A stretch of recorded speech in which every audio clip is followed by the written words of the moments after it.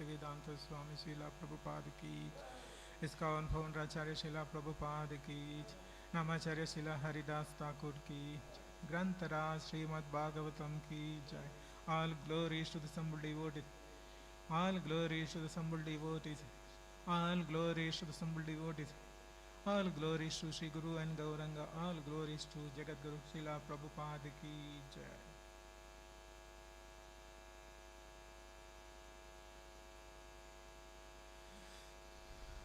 Hare Krishna. Welcome to this morning Bhagavatam class. Today we are reciting the verse from Srimad Bhagavatam, Canto 4, Chapter 20, titled Lord Vishnu appears in the sacrificial arena, and the text number 34. Om Namo Bhagavate Vasudevaya. Om Namo Bhagavate Vasudevaya. Om Namo Bhagavate Vasudevaya. Text 34. Maitreya Uvacha Iti Vaidnyasya Rajarshe Pratinandyartavadvachaha Pujito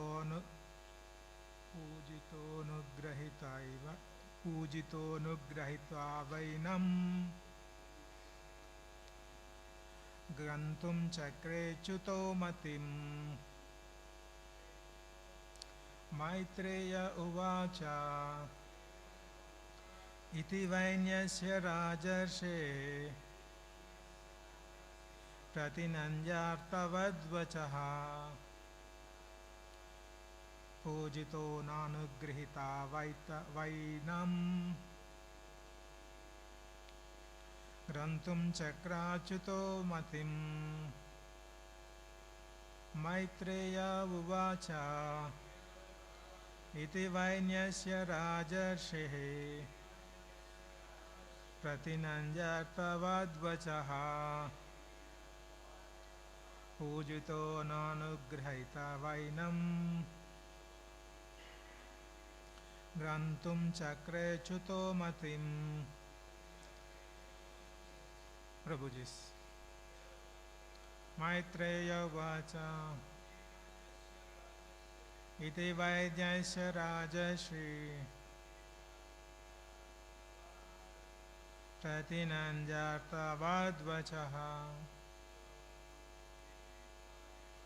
Pujito no grahitvainam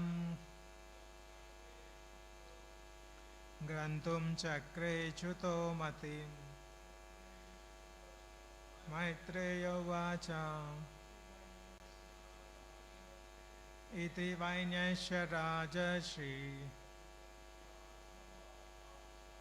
Pratinandyartavadvachaha Pujito anugrahitvainam Grantum chakre chuto matim. Maitreya vacha Iti vainyasya rajashri Pratinandyartavadvachaha Pujito nugrahitvainam Grantum chakre chuto mati. Okay, word to word meaning. Maitreya uvacha.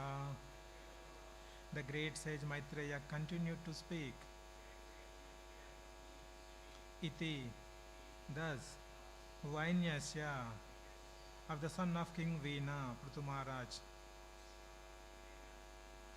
Rajarshehe, of the saintly king, Pratinandya, appreciating Arthavadvachaha, the prayers which are full of meaningful.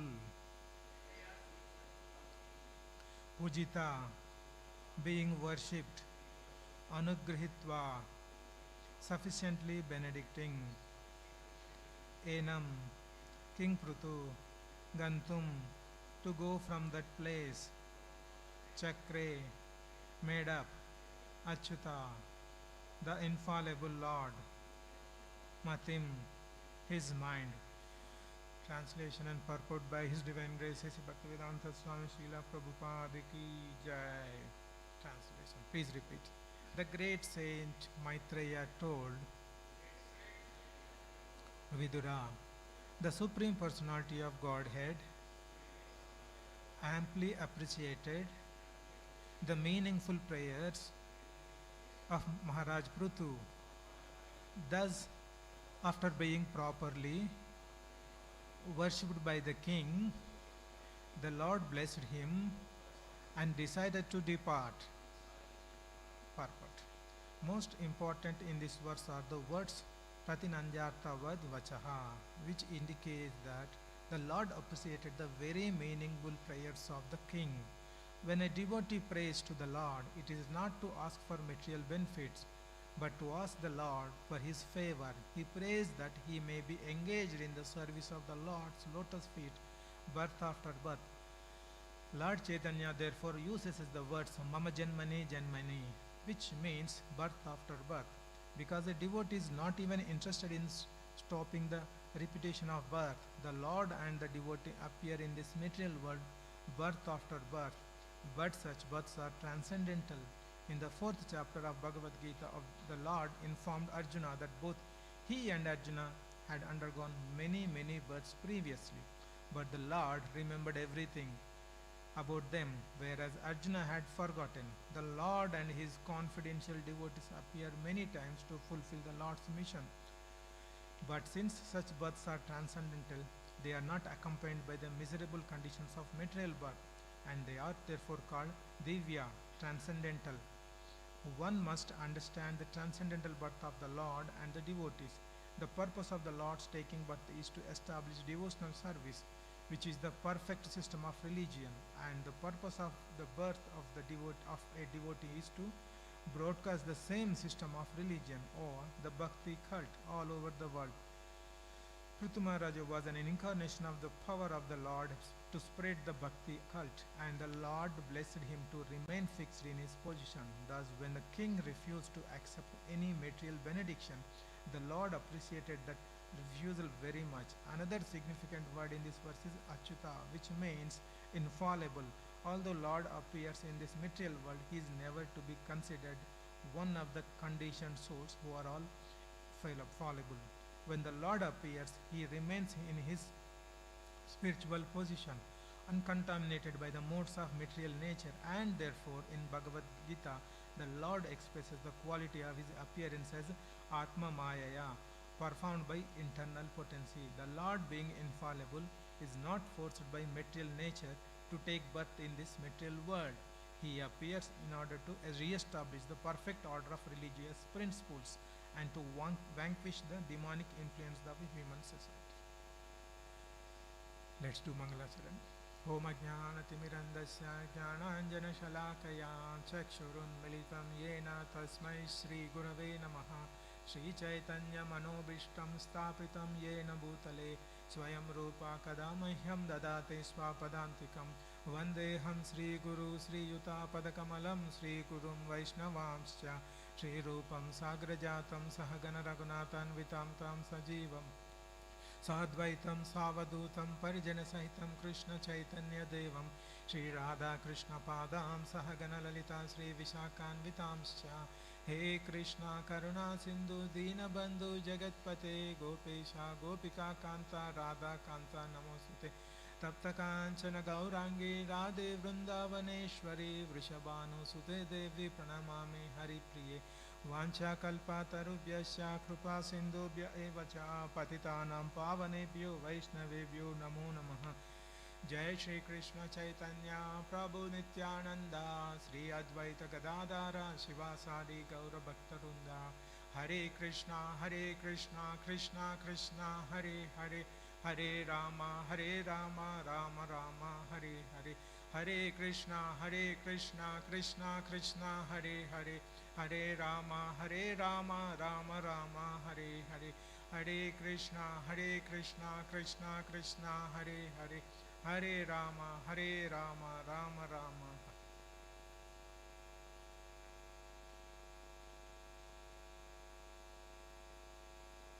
Hare Krishna. So we are continuing the Canto 4, the Pṛthu Mahārāja pastimes. So today's verse is text number 34.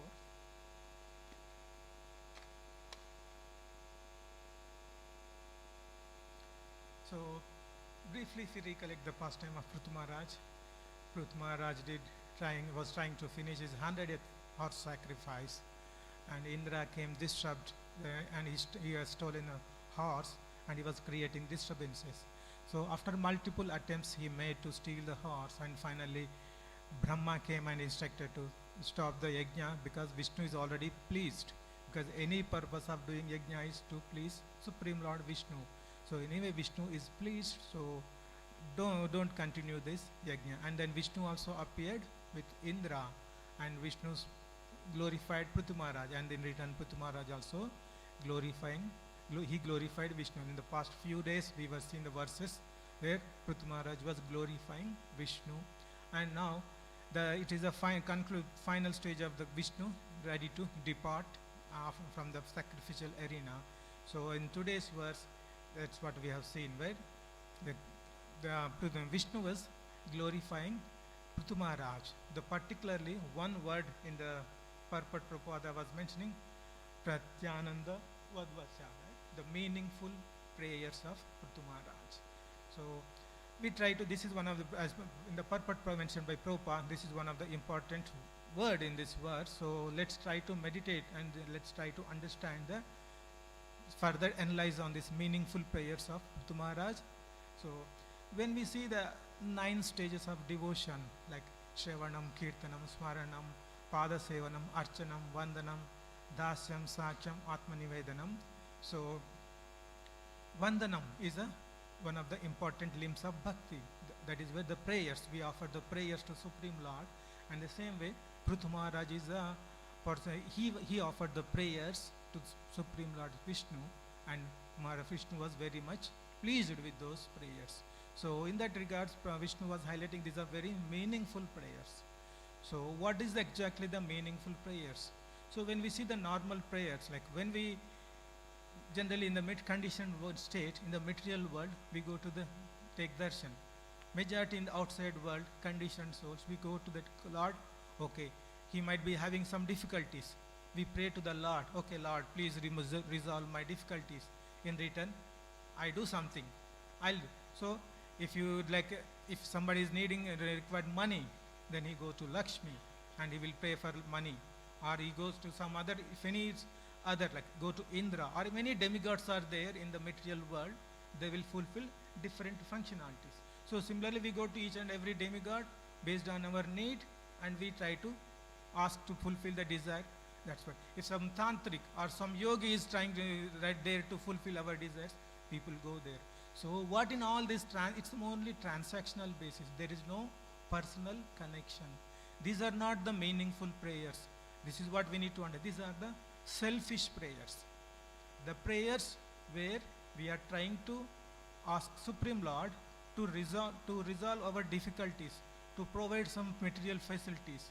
That is the motive we are trying to ask when we are trying to ask these demigods and various gods. These are all the prayers with a selfish motive. So these are the selfish prayers. But here in the purport, Prabhupada was talking about the meaningful prayers. What are the meaningful prayers? If you see Dhruva Maharaj, when he went to forest, but his initial desire was to get a kingdom bigger than his great-grandfather.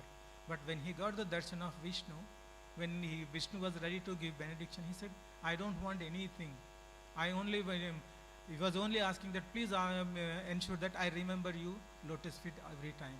So that was the mood the Dhruva Maharaj was carrying. Same way in Prahalad Maharaj, in the past time. Same thing Prahalad Maharaj was, Narasimhadev was asking he was ready to give benediction. Please take benediction. But Prahalad Maharaj was sincerely denying that benediction. I don't want any benediction, the material boon from Supreme Lord. I don't want to make the relation as a transactional. So that is their mode. These are the prayers, like the example of Dhruva Maharaj, Prahalad Maharaj, where they offered the prayers without expecting any material motives. These are all the meaningful prayers, means prayers which you don't have any, say, the material requirement. It's only purely love, purely because of devotion, you are offering prayers to Supreme Lord. These are all the meaningful prayers. This is one way of understanding what is meaningful prayers. And there are, if we take a different approach, a different perspective of understanding the same meaningful prayers. Like in the chapter 4 of Bhagavad Gita, chapter 7, Chaturvida bhajante imam jano sukritino arjuna artho jignasur artharthi jnanai chacha bharatarshava. Let's use this verse to understand meaningful prayers again. See, this verse, Krishna is saying there are 4 pious men. They are not materialistic. Krishna is clearly saying they are pious people. And who are those 4 kind of people who approach Vishnu, the Supreme Lord, for something? What? Distressed. Artho, distressed and inquisitive, desire for wealth, inquisitive and jnani. These are the various 4 kind of people they approach Supreme Lord. First we take about the distressed people. We can take up the example of Gajendra, right? He went to the water lake and suddenly crocodile caught his leg and he was trying to come out of that lake. He tried all possible ways and finally he couldn't come out. Then what he did? He offered prayers to Lord, offered a water and the lotus flower. Then based on the prayers he remembered from the previous birth, and then he offered those prayers to Supreme Lord Vishnu, and Vishnu came and helped. This is the one kind of category where people approach Supreme Lord. This is distressed. And second one is artharthi, like those who are looking for wealth. We can take the example of Dhruva Maharaj in this case again. In the initial desire was to get the kingdom bigger than his great-grandfather Brahma. That was the desire. Then his mother told, go to forest, you will find God there, Vishnu, you pray him. But by seeing this determination, Vishnu arranged Narada Muni. Narada, with the help of Narada Muni, he got the instructions how to pray Lord, and finally Supreme Lord appeared within 6 months of duration. And then after seeing when Vishnu touched his forehead, and then all his material desires were removed, and he was only sincerely praying Supreme Lord without any material desire. So this is a artharthi, the people who approach Krishna, the Supreme Lord, for material gains. And then jignasu, inquisitive. If you see the inquisitive, who are the people, we can take from Srimad Bhagavatam, sages in Naimisharanya. If you see the sages in Naimisharanya, they are 80,000, all the sages, they were doing yajna. What is the main purpose of the yajna? If you see in the first canto of Srimad Bhagavatam, the sages, question by sages, there are some multiple questions sages put forward. If you see there, they don't have any selfish motive there. They were asking, what is the ultimate good for people? So they are thinking about, they are inquisitive to know how people can do betterment for the people. And what is the essence of religious scriptures? And why did Krishna took birth in Devaki's womb? And what are the various incarnations? What kind of activities Krishna is performing?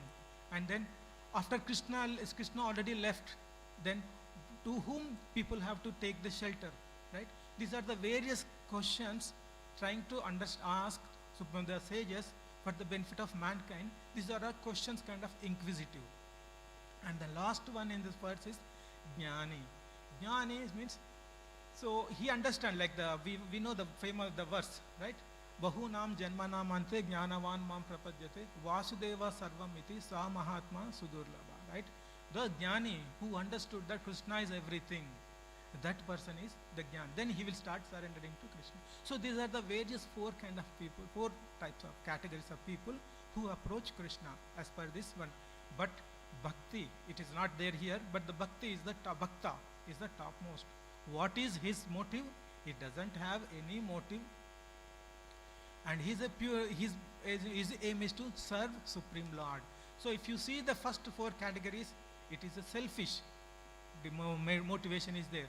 Either you have in distress, you need some wealth, or you are inquisitive, or you want some knowledge. Some motivation is there behind you. But these are all, if you see in relation to today's verse context, meaningful prayers, these are not meaningful. They are having some kind of self. Of course, at the down the line, if you say Dhruva Maharaj, even though the Arthati, he has been transformed as a devotee, and all the material desires were removed. And the Jnani also, like the difference between Jnani and Bhakti, if you see, Jnani, he understood the knowledge. He got the knowledge that, okay, Supreme Lord, Vasudeva Sarvamiti. Supreme Lord is everyone. Whereas Bhakta, he realized and he practiced. So, he is following the devotion. He understood that Supreme Lord Krishna is everything, and he practiced. So, that is the difference. So, we can see that Bhakti, if we understand the meaningful prayers, the Bhakta, the person who is offering prayers he doesn't have any selfish motive, but all these categories, the Artho, Jignasir, Arthati, they have some selfish motivation is there. So this is how we can understand the meaningful prayers and the selfish prayers. So in this case, the devotee is like, when we talk about the devotee, Krishna says, Samoham sarva bhuteshu name dveshosti na priya ye bhajanti tumam bhaktya maite chapi aham. So Krishna is saying that I envy no one, nor I am partial to anyone. I am equal to all. But whoever rendered service unto me in devotion is a friend, is in me, and I am also a friend to me. Whoever rendered service in devotional, that is what Krishna is looking for. That person is very dear to Krishna. So this is the devotee. This is the devotee offering many meaningful prayers. Another way of understanding the meaningful prayers and the selfish prayers, right? So we know from Bhagavad Gita, whenever we take birth in this material world, we have Janma, Mrityu, Jara, Vyadhi, right? And we have many kleshas, Adi Daivik, Adi Adhyatmik, Adi Bhautik, right? So we pray the Lord to remove all these things. We may ask, okay, this is Dukkhalaya Mashashvatam. So we want to get out of this world and we want to go back to God. We want to go back to Vaikuntha. Why? Because this world is Dukkhalaya Mashashvatam. That is a selfish motive is there. We don't want to live in this bad place, and we have to go back to the Vaikuntha. Na tad bhashayate suryo anashashanko na pavaka yadgatvana nivartante taddamam paramam mama.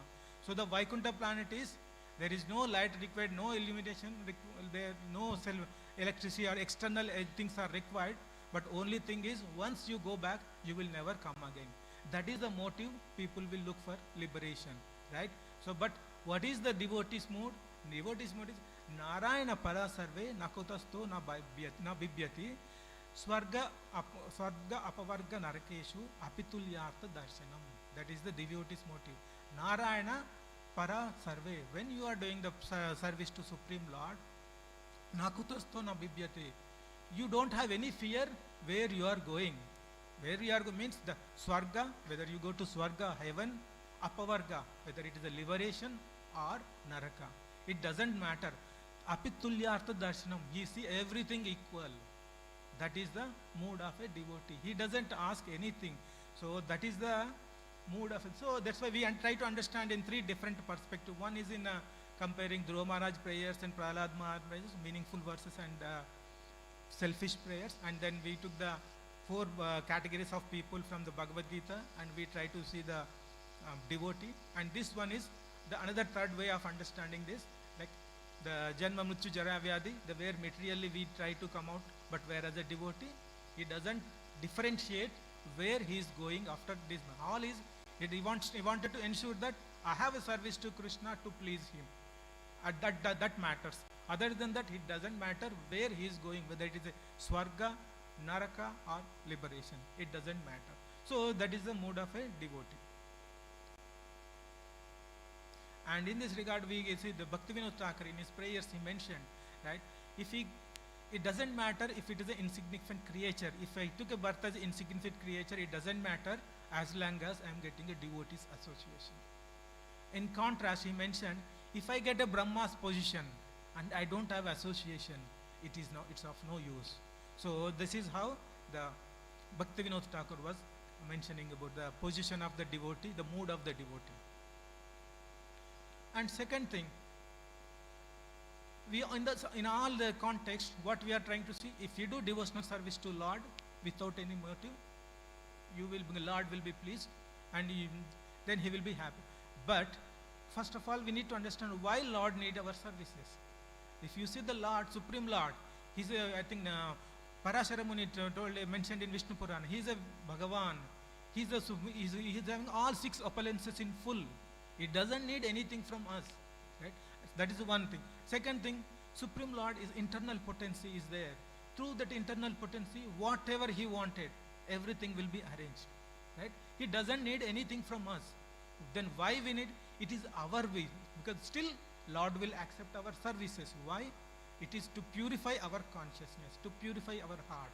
Right? So it is for our benefit, Lord is accepting our services. Like if you're a rich person in this world, like Forbes #1 richest person is there.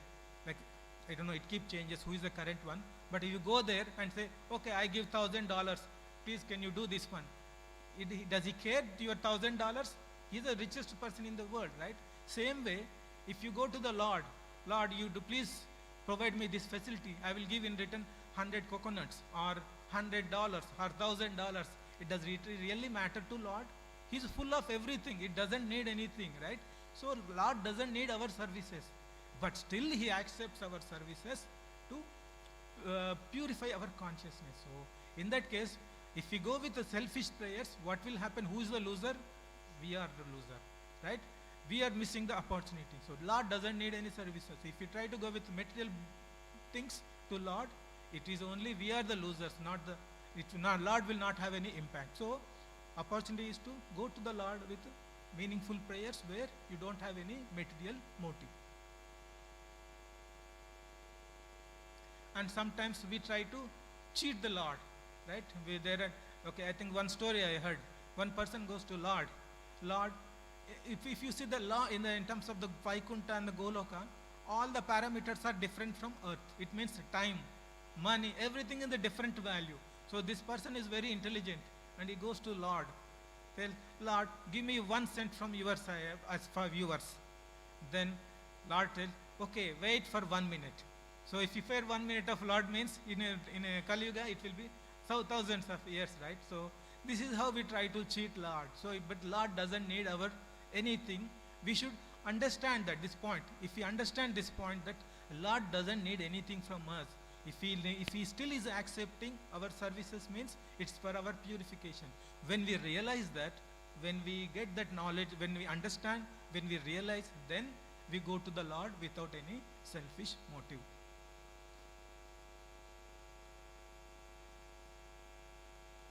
And if you see the example of Kunti Maharani prayers, how she was asking, Vipada Santudas Tatra Tatra Jagat Viguru Bhavato Darshanam Yasyat Apunarbhava Darshanam. See, like when you see the Kunti Maharani prayers, in the complete throughout their life, Pandavas had so many difficulties, right?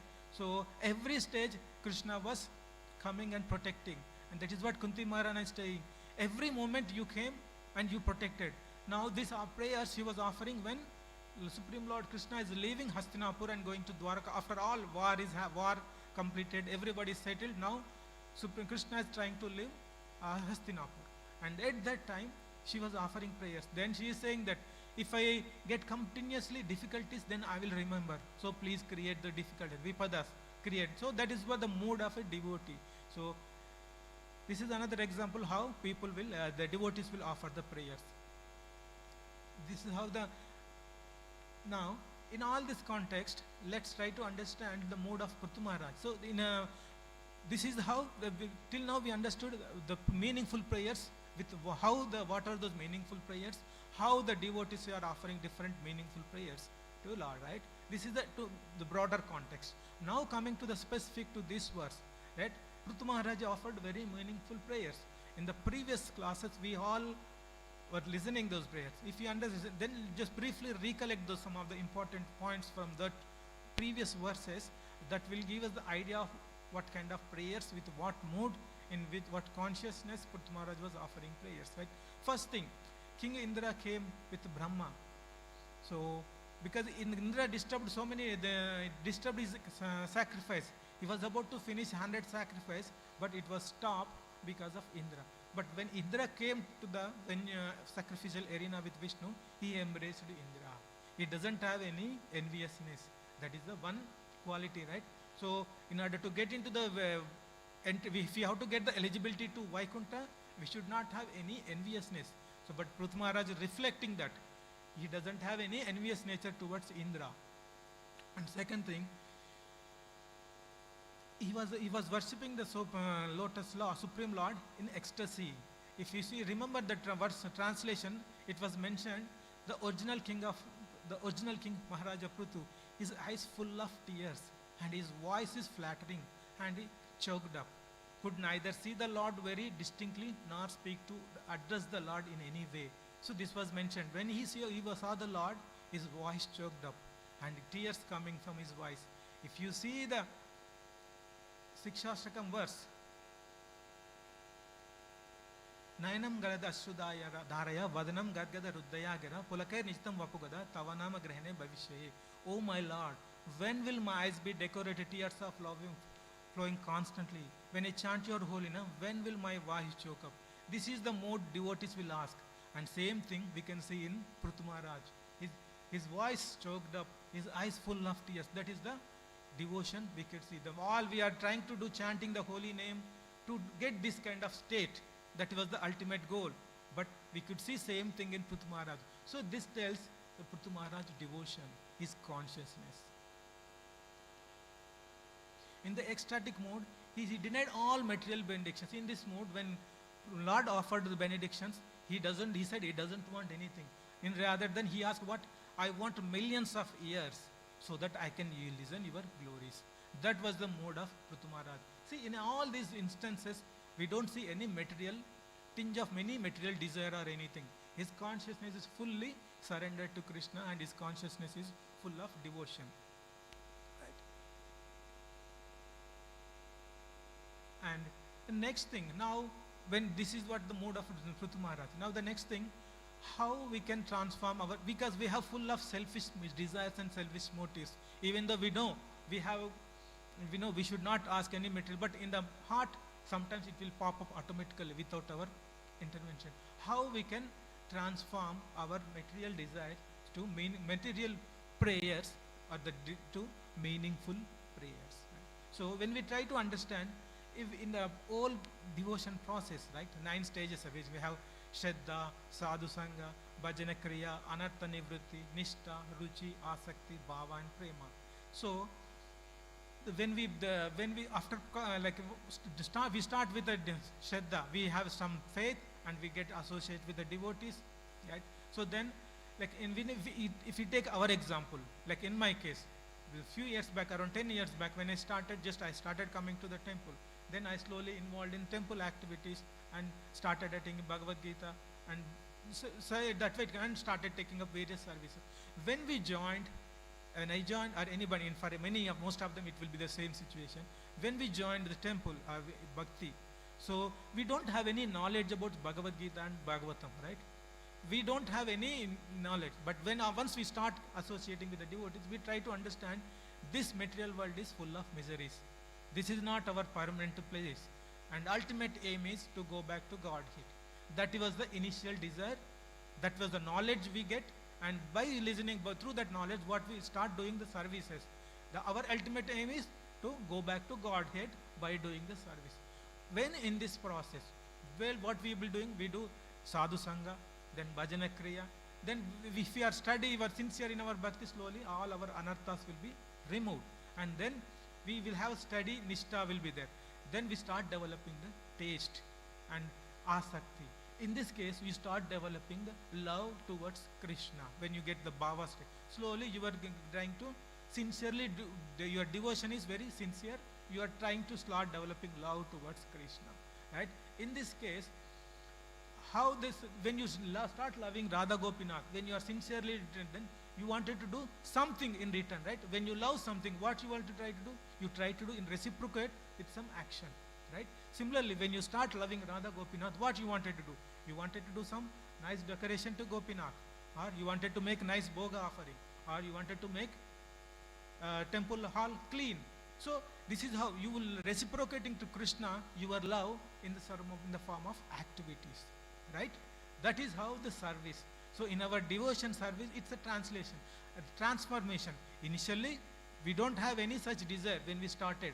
Like just we wanted to, since this is a dukkhalayam ashashvatam, we wanted to get out of this place and we start. But as a result of our bhakti process, that's why it is a science of self-realization. Prabhupada meant our consciousness changes. Our goal is also changing inside. Like what will happen as you continuously progress, you only think, okay, you start developing more love towards Krishna, and then you try to reciprocate your love in action. That will become a service, right? You start doing so many services, and you entangled in services such that you don't mind anywhere you are going, what would be your next destination, right? That's how na danam na janam na sundaram kavitam va jagadisha kamaye mama janmani janmaneshware bhavatar bhakti rahitkai. So suppose you start doing so many, when you reach into the asakti, ruchi and bhava stage, if Krishna comes and asks you, he was very pleased with your service, and he will ask you, okay, you want another dhanam, money? You will say, the devotee in that state, he doesn't need money. Nadanam, najanam, nadanam, najanam, you want a good birth in the next life? Problem? No, he would say no. Or you want any beautiful woman? No. You want a liberation? No. Finally, what is birth after birth? I only wanted your service. So that is the mode that translates our bhakti process. When we sincerely follow all these stages we experience, finally we end up in the stage we don't want any place. That is the mode. We don't want to go, whether we are going to the Vaikuntha, whether we are going to the hell, whether we are going to heaven, or we are coming back into the material world, we are taking birth in an aristocratic family, it doesn't matter. All your desire is, I only need a service, I don't mind wherever I am going, I don't care. That is the mode you will come into the state. So this is where the prayers, effect of our prayers, this is the meaningful prayers. So we can see the example of many examples in our from Srimad Bhagavatam and our scriptures. Lord Shiva, if you see, Supreme Lord Vishnu asked Shiva to go and preach Mayavadi, impersonal philosophy. But Krishna is a Vaishnavanam Yatashambho, is the topmost devotee, and he came down and is preaching as a Shankaracharya and is an impersonal philosophy.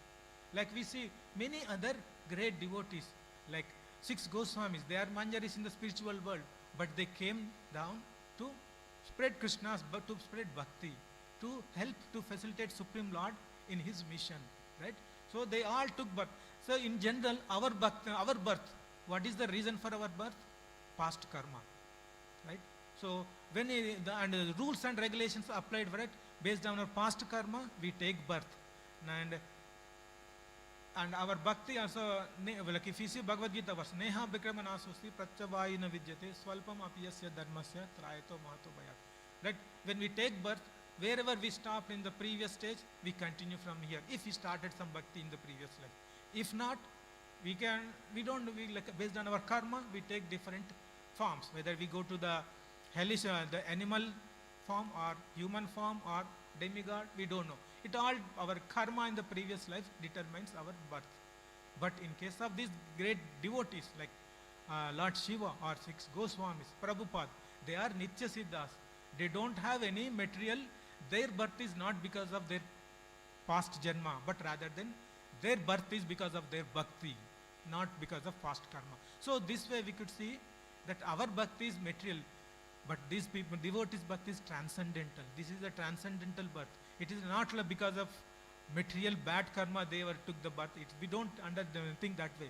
Like all our acharyas, birth is transcendental. Because of their devotion, they got in and they wanted to assist in the mission of Supreme Lord. So that's why they took birth. So we need to see the transcendental birth and material birth. We need to have a clear understanding, the difference between these two. So we take the material birth, but all the acharyas and the great devotees, they are to assist them. They are not because of the material reasons. In the same way, in the 4th chapter of Bhagavad Gita, Krishna was informing Arjuna that this knowledge, transcendental knowledge was spoken to Vivaswan, Vivaswan to Manu, Manu to Ikshvaku.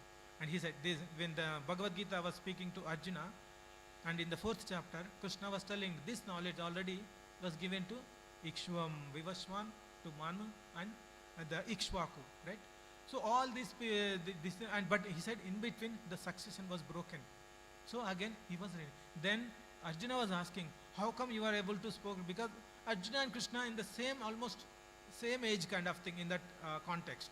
But Arjuna was asking, how you are able to speak to you? Vivaswan is very old. How sun god, how you are able to speak to the sun god? Then Krishna was saying that we both have took many births previously, right? But I remember everything, you don't remember. So, and Krishna is like, how we can understand, we cannot say Krishna's birth as a material, but like we see in the day-to-day, sun rises in the morning and sun sets in the, so it appear and disappear. Same way, when we see the Krishna, Supreme Lord birth, it is like appear and disappearance. It's for us, he's not visible, right? But rather, it's not taking a birth like a human can. So that's how we need to see Krishna's birth. It's a transcendental birth, right?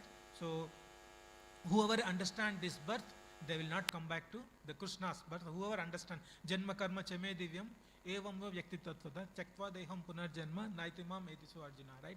Those who understand Krishna's birth, it's not like a normal ordinary birth, it's a Divyam.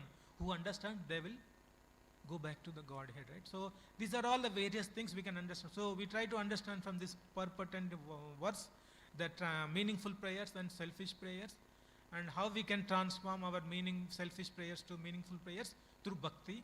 We can transform, and then we understand the birth, material birth and transcendental birth. Our birth is material birth, but the transcendental birth of great acharyas, devotees, Krishna is a transcendental birth, and it's not same as ours. So I will conclude here. Any questions, any comments? Yes, please.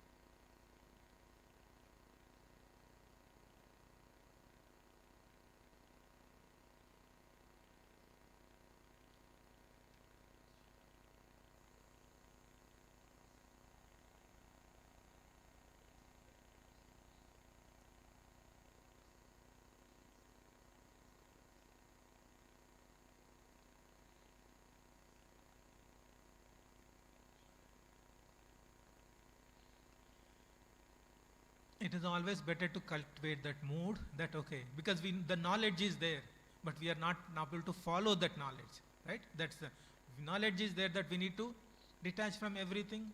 We don't need to ask any material things to Krishna, because, right? But we are having that desire. So its cultivation is to remove those desires. But it will not come in one day. So like in case of Dhruva Maharaj, we see the past times, right? Dhruva Maharaj went, he prayed to Supreme, he did tapasya for 6 months, a severe austerity, but finally all his material desires were gone. So that is the important thing. It's like the verse Chaturvija Bhajantaman, the 4 different kind of people approach Krishna, but if when they get contact with the Supreme Lord, devotee and the Krishna, their material desires will be removed down the line, right? So it's better to avoid those desires. When we know this is not good, better to avoid it. But in worst case, something happens, but pray to Krishna. Don't go to demigod or anything. Then Krishna will ensure that all the desires were removed. He will give the result, whatever you ask, and at the same time, he will remove all those desires. So in future, you will not have any. When that result comes, so you asked something. When Krishna will give you that whatever you ask, but at the same time, he remove all the desires. So even though that thing, whatever you ask, like a big building you ask, but you won't like, okay, you will not feel like materially you enjoy. But in a spiritual consciousness, you may use that. So in summary, now avoid asking desires. That is the easy way, best thing. Yeah, but you see the practicality, how it is. Grantara Srimad Bhagavatam ki jai.